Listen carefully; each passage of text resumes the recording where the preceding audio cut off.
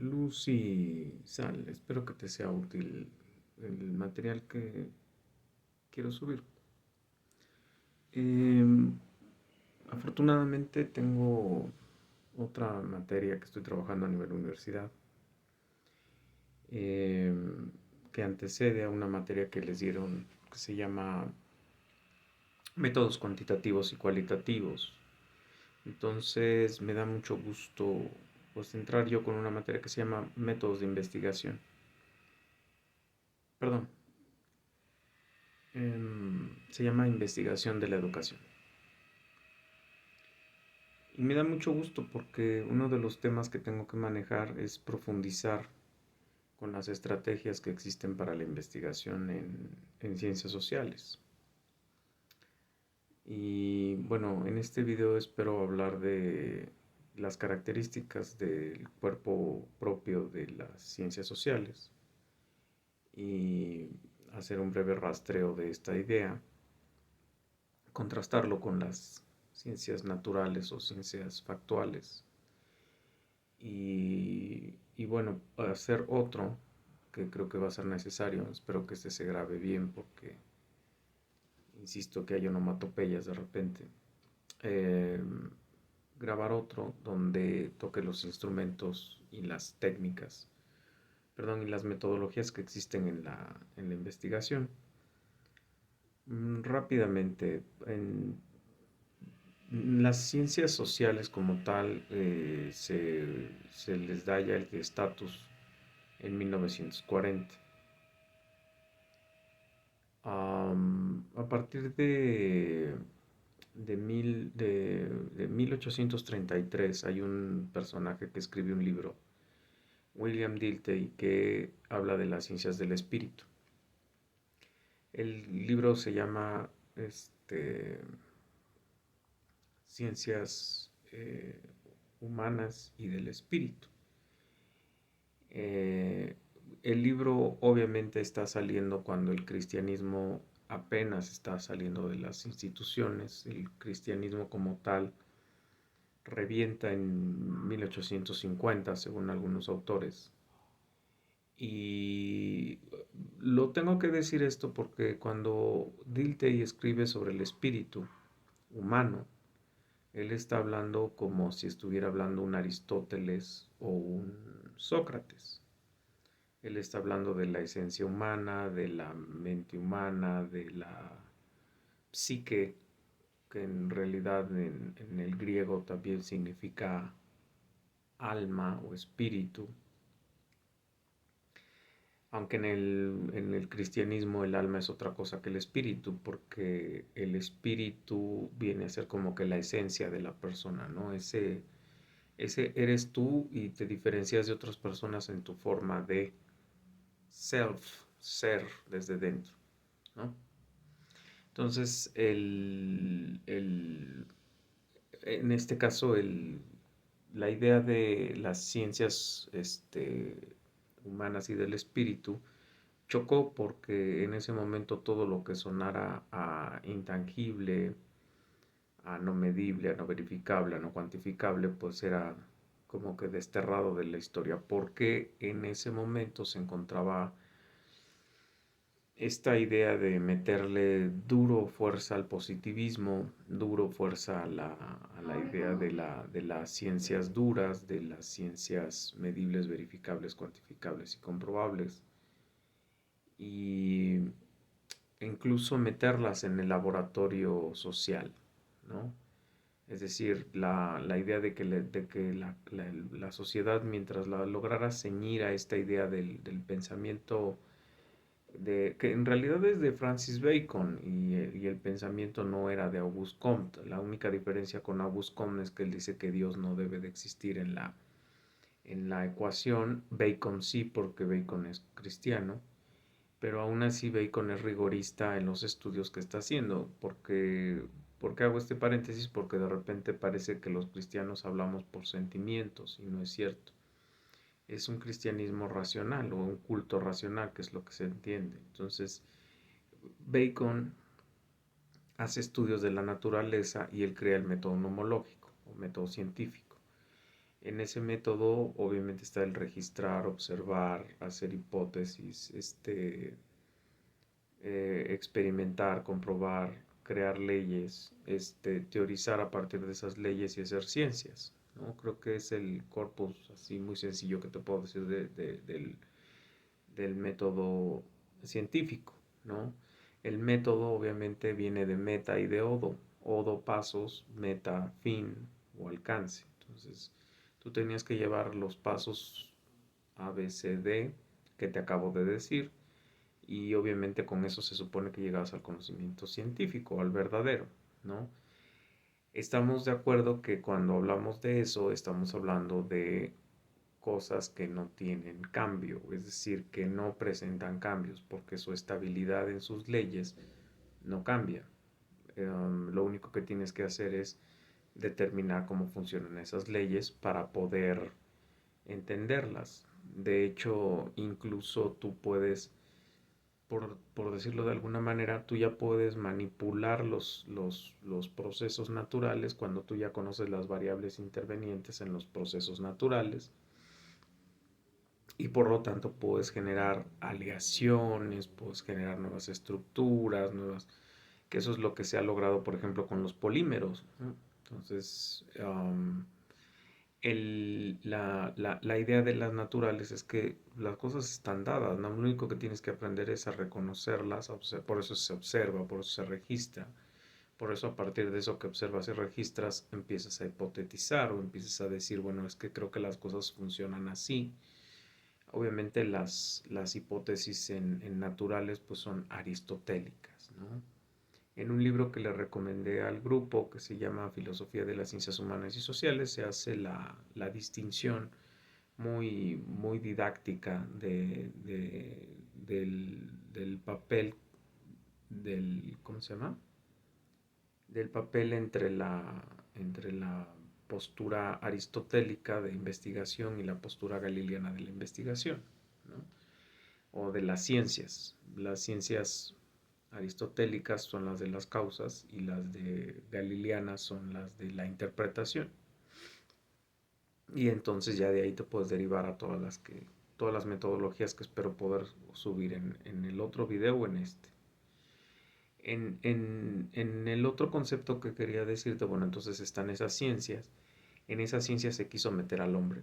De hecho, la Facultad de Ciencias, que es mi mejor ejemplo de lo que digo como evidencia, tiene todavía psicología dentro de la Facultad de Ciencias, de las ciencias duras, no está en ciencias sociales, no está en filosofía y letras.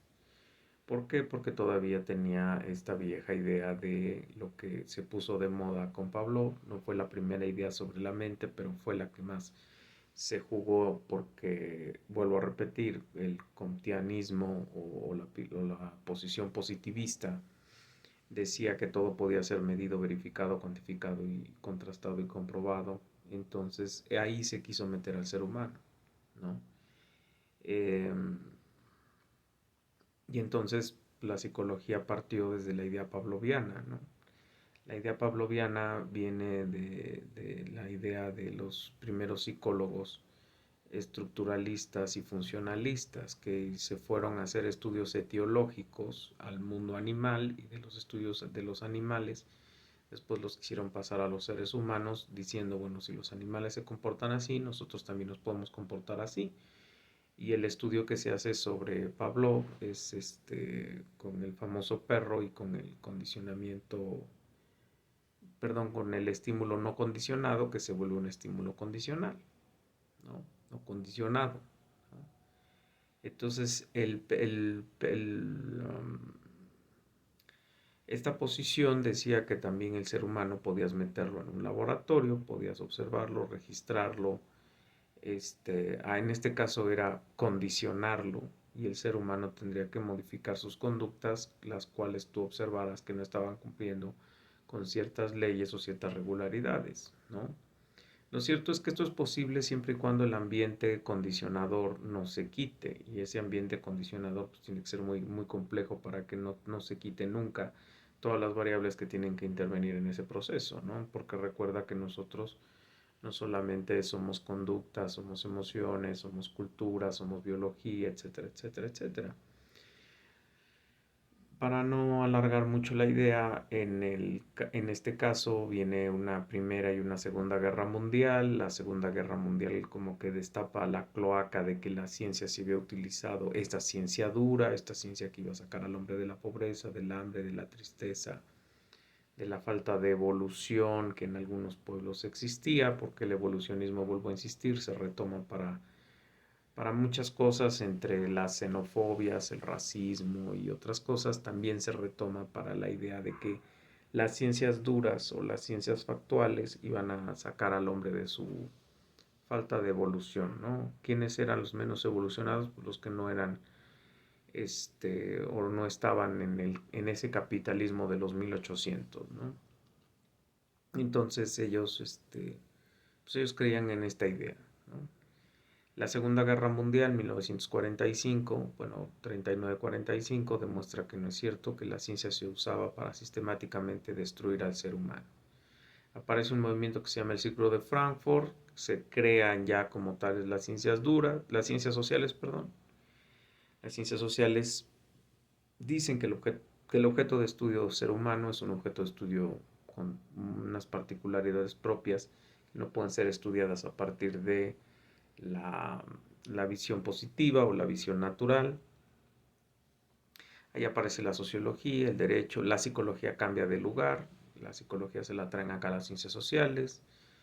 Este, se habla de las metodologías para estudiar al ser humano, se habla de las técnicas para estudiar al ser humano, que obviamente difieren de las técnicas de laboratorio que se utilizan para las ciencias exactas. Eh, esta idea de las ciencias sociales o ciencias o estudios galileanos trae como consecuencia entender que el ser humano finalmente es un ser que está en constante transformación, en constante mutación.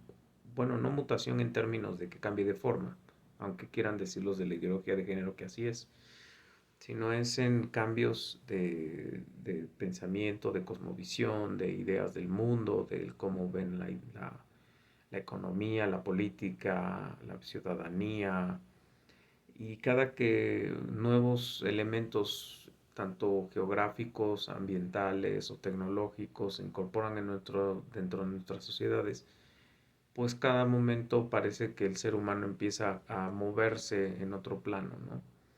Este, diría Basil Bernstein, estamos en el mismo piso, pero en diferentes mosaicos móviles.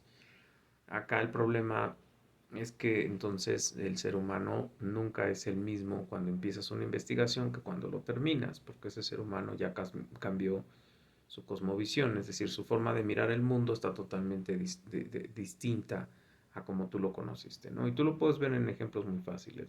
Tú de niño tenías un concepto de papá y de mamá, tú tenías otro concepto cuando fuiste adolescente, y si eres adulto y estás viendo este video, tienes otro concepto, o al menos tienes la edad de adulto, tienes otro concepto. Entonces, si tú eso lo traslapas a la investigación, bueno, pues cuando tú inicias tu objeto de estudio con ciertas características, tú terminas tu estudio, resulta que tu objeto de estudio ya no se encuentra en donde estaba en ese momento, ni lo que él decía, ni lo que él te entendía, ni lo que él pensaba, ni lo que él veía. Entonces todo tu trabajo tiene que reajustarse a esta nueva realidad, y generalmente siempre es así.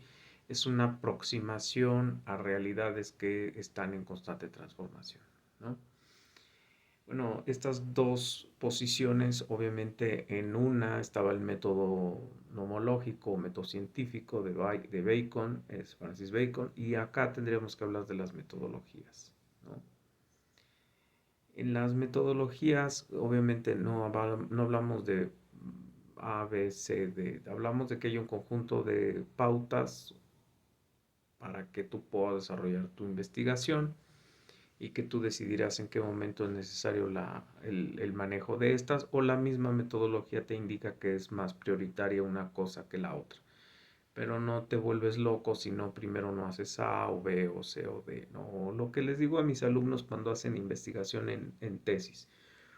Si tú pusiste en tu cronograma entrevistas antes que interpretación de textos, no pasa nada. El chiste es que va a llegar un momento en el que tienes que aplicar entrevistas y va a haber otro momento en el que vas a tener que hacer interpretación de textos, porque si no, ¿de dónde vas a sacar el análisis y el lenguaje para poder interpretar los textos? Entonces, sí sería necesario como que reconociéramos esto. El, el, entonces, en las metodologías, pues están las pautas y tú o la realidad te indicará en qué momento es más adecuado aplicar qué pauta y lo aplicarás. ¿Ok? Voy a las voy a las pautas perdón, voy a las metodologías. Voy a empezar con la etnografía. ¿Qué es la etnografía? Bueno, etnos tiene que ver con pueblo, población, que también se maneja en etio, que también tiene que ver con poblaciones. Pero etio, acuérdate que dije hace rato que habían estudios etiológicos, es sobre ciertos grupos o especies de animales en ciertos lugares. La etnografía lo que hace es que dice que son poblaciones humanas, ¿no? No están basadas en especies o razas o cosas de esas, ¿no? Aunque antes existía esta idea de que había razas, ¿no? Hoy en 2023 tienes que decir que la única raza que existe es la raza humana, punto, o el ser humano, punto. Y que habemos personas que tenemos cierto marrón, más claro, más oscuro, más marrón, más café, pero no, ni siquiera vemos negros ni blancos, ¿no? Entonces, la idea de la etnografía es que te vas a hacer estudios en poblaciones, grandes poblaciones. Y esas grandes poblaciones pueden estar delimitadas por geografías, por credos, por idiomas, no sé, ahí lo determinará el etnógrafo, que es lo que está tratando de saber de acuerdo a la investigación que está haciendo. Pero ahí sí estamos hablando de miles de personas, que obviamente requiere de una muestra significativa de miles de personas. No puedes decir que porque entrevistaste a 15 personas o a 1000 personas obtuviste un dato significativo, ¿no? Esto es en pueblos, esto es en estados, esto es en países, esto es en continentes. Insisto, depende de la envergadura de tu trabajo que tú estés desarrollando. Obviamente lo que tenemos que hacer ahí es uso de las técnicas como la encuesta. Obviamente las encuestas hoy día pues las puedes subir a los medios electrónicos o también puedes mandar a personas a recabar los datos. El instrumento que utilizamos ahí es un cuestionario cerrado con una serie de variables que simplemente limitan la acogida de datos a las variables que están dentro se debe de cuidar eso para cuando estás armando la encuesta no vaya a ir como que amañada o llevada para cierta ruta dirigida, sino que habrá a una cierta amplitud para poder hacer una exégesis más compleja. Recuerda que en las sociales no importa que el dato que arroje sea A, B, C o D, puede ser interpretado porque la variable puede decir A, me encuentro completamente solo, B, soy muy feliz estando solo, etcétera, etcétera, etcétera, etcétera, ¿no? Entonces, eso es lo que haces cuando haces etnografía. Entonces, estamos hablando de que la encuesta es útil porque te permite acercarte a miles de personas en poco tiempo de manera simultánea y te evita la problemática de perder tiempo. Es muy económica y te permite tener dato fácilmente organizado para poderlo subir a la otra técnica que serían los organigramas, los histogramas, que serían las gráficas en donde se colocan los datos, ya sea de pastel, de barras, de polígonos, y ahí es donde se vacía la información para que uno la pueda leer e interpretar, ¿no?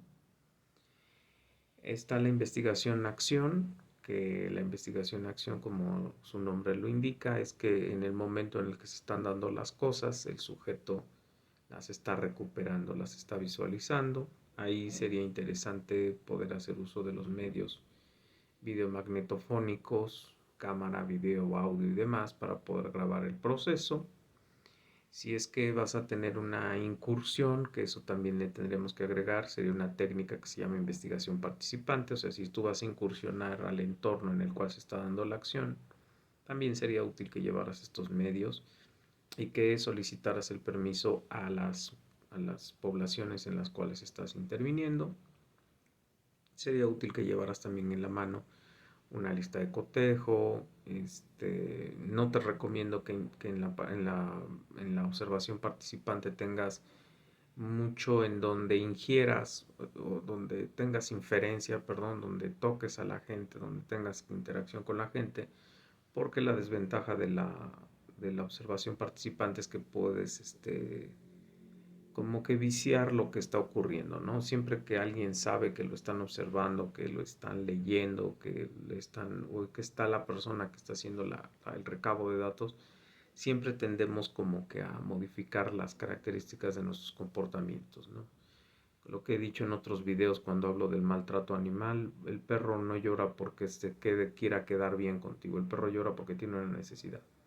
Que tú seas un negligente basura, que lo dejes ahí hasta que se vuelva loco, igual que al niño, pues es otra bronca, ¿no? En el caso de la investigación participante, nosotros somos conscientes de las presencias de las personas y de las funciones y relaciones que tienen, ¿no? Es como no sé, en estas casas de papel, ¿no? Yo saber que están aquí al lado me bloquea, ¿no? Entonces, por eso no te recomiendo que intervengas con la observación participante, pero hay quien te dice que sí, porque así puedes tener el fenómeno alrededor tuyo y te puede permitir tener una interacción y esa interacción, bla, bla, bla, bla. Bueno, también dentro de la misma investigación-acción está la investigación no participante, que esa, vuelvo a insistir, utiliza los medios electrónicos que te permitan acceder a la información sin que tú estés dentro de, y después tú con esa información tú puedas poder visualizar qué ocurrió dentro de esos espacios, ¿no? A nivel micro existen las cámaras de Gesell. A nivel macro, pues tú tendrás que saber dónde colocar cámaras, videos y audios para poder hacer las observaciones de las poblaciones en su interacción natural, comillas, natural, cultural, y obtener la data y los comportamientos que tú estás esperando de acuerdo a lo que estés investigando, ¿no? Ok. Muy útil en psicología, muy útil en pedagogías, estas investigaciones. Um, la investigación hermenéutica, que es la investigación que se trata de Hermes, es traducir, ¿no? Traducir lenguajes. Entonces, aquí la idea es que tú tienes que aprender a traducir los lenguajes que están en un texto y o en un contexto. Y entonces tienes que decirnos qué es lo que quiere decir lo que estás viendo ahí, que a lo mejor yo y otra persona no lo vemos, ¿no? Porque de repente escuchamos bueno, en mi caso, porque eso es lo que ahorita estoy muy, muy, gracias a Dios, muy clavado es en los pastores, porque de repente tú lees la Biblia y no encuentras algo que de repente un pastor dice, no, pero que esto es maravilloso, esto es hermosísimo, es que aquí hay un contenido, y tú, pues, ¿cuál, no? Y entonces cuando él empieza a desempacar lo que él ve en ese contenido, bueno, quiere decir que él está haciendo una interpretación de ese contenido. No quiere decir que le está agregando cosas, no quiere decir que le está haciendo alegórico, no quiere decir que le está metiendo de su fantasía, simplemente que ahí están cosas que él, por las referencias que tiene sobre el texto que la misma Biblia seguramente le dio, porque la Biblia explica la Biblia, pues entonces la persona tiene esa capacidad, ¿no? Bueno, lo mismo hacemos en el mundo secular, hacemos exégesis y producimos hermenéutica, es decir, exégesis es la interpretación de los textos. Y un autor secular de hermenéutica, que es un monstruo, un erudito, murió en el 2000, se llama George Gadamer. Él escribe dos libros que se llaman Verdad y Método 1 y 2. Y él explica ahí qué es la hermenéutica, ¿no? Entonces, entre otras de las cosas que yo te podría decir en la hermenéutica, bueno, pues tienes que darte cuenta que hay tres momentos: comprender, entender y explicar. El momento del comprender es cuando te acercas a la realidad. Te puedes acercar a la realidad prejuiciado, quiere decir que tú llegas ya con cierta visión de esa realidad. Esa visión te obstaculiza acercarte a esa realidad porque tus prejuicios no te dejan acercarte. Pero hay otros prejuicios que dice Gadamer que son útiles, que son los de preparación. Tú te preparas, lees, conoces esa realidad para que cuando te acerques a ella no seas tan ajeno a lo que estás leyendo o a lo que estás revisando. Cuando comprendes, pues obviamente asimilas, estás trayendo hacia ti, estás, sí, comillas, discutiendo, pero discutes con el texto y discutes con un experto en el texto, que también puedes hacer, que puede ser tu asesor, y empiezas a construir como que preliminares en tu cabeza de lo que estás asimilando. Después te vas al entender, que es el entender. El entender implica que vas a construir un discurso interno en donde tú llegas a asentar bases de lo que para ti ya son certezas del texto, que obviamente se van a seguir construyendo con el diálogo con el experto, con el diálogo con el texto y con el diálogo con otros textos que te complementen con las ideas que vienen en el documento. Y finalmente llegarás al explicar. ¿Qué es el explicar? Bueno, es donde construyes un discurso ahora externo, se lo tienes que dar a las otras personas para que las otras personas puedan entender, perdón, puedan empezar a comprender lo que tú estás diciendo, ¿no? Y ahí es el círculo hermenéutico. Está la investigación ex post facto, que es la investigación que se da después del hecho consumado. Entonces, esa investigación espera a que las cosas ocurran y lo único que hace es compilar evidencias para poder entender o interpretar qué es lo que estuvo ocurriendo ahí, ¿no? Bueno, pues ¿qué es lo que haces? Pues una lista de cotejo, obviamente te puedes llevar algún medio para compilar herramientas visuales, auditivas y demás, para ver qué es lo que ocurrió con el fenómeno, ¿no? Es una investigación tipo Sherlock Holmes, ¿no? O sea, el tipo llegaba, veía cómo quedó la escena del crimen y él hacía determinaciones e inferencias a partir de la zona del crimen, ¿no? Las famosas clues o pistas que él encontraba y él llegaba a las respuestas. Bien. Está la investigación de historia de vida o videográfica. Eh, la historia de vida es un instrumento en el cual a la persona que se le está investigando se le pide que escriba su historia. Obviamente no se le pide que escriba toda su historia, sino la parte que estamos tratando de entender. Se le pide que haga una historicidad, es decir, que escriba los elementos o los acontecimientos que uno está esperando que hayan marcado su vida de tal forma que uno pueda hacer esa interpretación de esa, de esa historia de vida. También se le conoce como las biografías, pero como que la historia de vida separa al que escribe con el que interpreta la vida. Existen las autobiografías, que es cuando uno decide escribir sobre lo relevante de su existencia y dejarlo como póstumo para quienes les pueda servir, no sé, alguna lección de vida, alguna experiencia lúdica, alguna experiencia de liderazgo, de control, de cambio, de crisis, no sé. Em, existe la, perdón, me bloqueé. Em, se me fue. La investigación etnometodológica, que es en la investigación donde no solamente haces bajada de información, sino además haces inferencia en las poblaciones. A diferencia de la etnográfica, en la etnográfica solamente haces cuestiones descriptivas, es decir, grafos quiere decir dato y etnos, que quiere decir población, solamente bajas la data y la pones y la colocas para que otros la interpreten. En la etnometodología no, en la etnometodología lo que haces es interpretar las poblaciones a partir de la data que te arroja la etnografía, ¿no? Estudio de caso, por favor, esa también te la recomiendo, o estudios de casos, cuando lo dices en plural, y son dos cosas distintas. El estudio de caso como tal es cuando uno tiene una persona o unas personas, no poblaciones de miles y de millones. Si no tienes una o dos personas o una familia o algo así, donde tú quieres determinar algo de acuerdo a lo que tú estás estudiando en una tesis o en una investigación. Te pongo un ejemplo, la dislexia de Aramis Torres Garduño, de la escuela primaria Centenario Catepec, Jardines de Morelos, ¿no? Entonces reduces tu campo muestral a una sola persona, eso es tan legítimo como hacer un estudio de miles de millones. siempre que cuando termines tu documento dejes una propuesta de investigación, es decir, algo que tenga que decirse a la persona que se le hizo la investigación, que le permita, pues, por lo menos si no tiene dislexia, pues saber que no tiene dislexia, pero que sí necesita reforzar algunas cosas que obviamente tienen que ver con la dislexia, ¿no? O que lo apuntan a ser disléxico.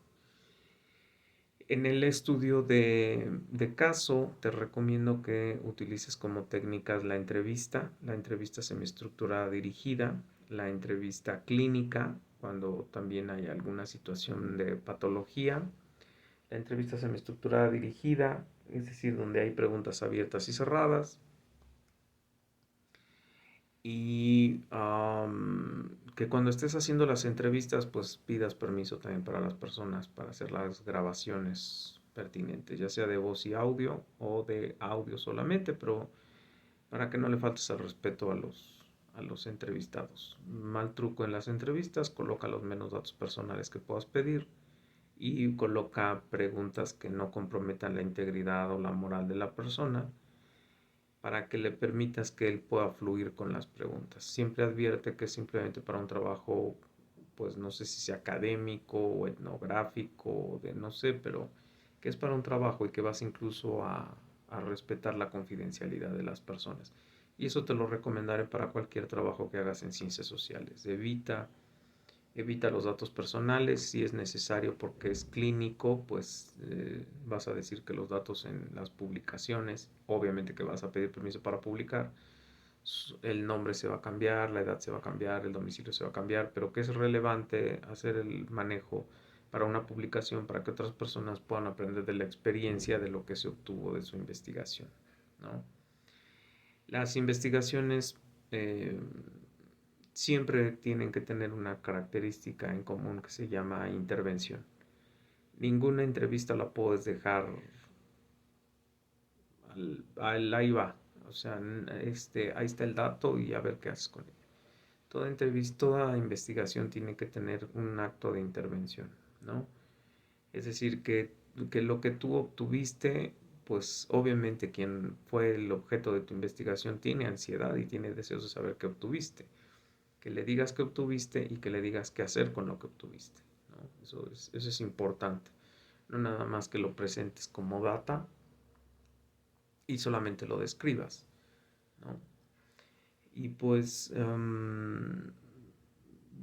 creo que serían las características más importantes que yo te podría decir, que bueno, cuando apliques entrevistas recuerda que te puede llevar una hora, hora y media una entrevista, que una entrevista implica que a la persona la estés mirando a los ojos, que no estés tratando de tomar notas, que le pongas un lugar adecuado, que tú vayas de ropa formal, que te identifiques perfectamente bien, que logres abrir ese lazo de confort, de rapport, donde la gente se sienta a gusto y tenga deseos de contestarte.